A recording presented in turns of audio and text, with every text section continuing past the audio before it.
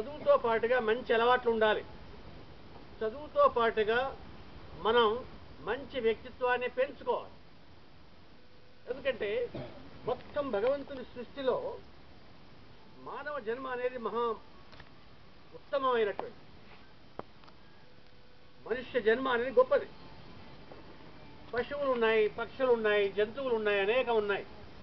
కానీ మనలాగా ఆలోచించి మనలాగా ఫీల్ అయ్యేటటువంటి లక్షణం వాటికి ఉండదు.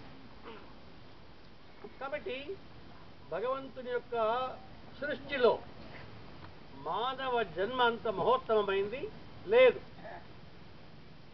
మనం సరస్వతీ మాతని పూజిస్తాం, రాముణ్ణి పూజిస్తాం, విఘ్నేశ్వరుణ్ణి పూజిస్తాం, బాధ వస్తే బాధపడతాం, చాలా సంతోషమైతే ఆనందిస్తాం. ఇవన్నీ ప్రస్ఫుటంగా మానవుడు మాత్రమే చేయగలుగుతాడు. పశువులు చేయలేవు, వాటి భాష వాటికి ఉంటుంది. పక్షులు చేయలేవు, అవి ఎగురుతాయి ఆకాశంలో. మనకు కూడా అప్పుడప్పుడు అనిపిస్తుంది ఆకాశంలో అట్లా ఎగిరితే బాగుండు అని. నేను కూడా అట్లా పక్షినే ఆకాశంలో ఎగిరిపోతూ ఉంటే బాగుండు. పక్షులు అప్పుడప్పుడు జంటలుగా ఎగిరిపోతూ ఉంటుంటాయి ఆకాశంలో.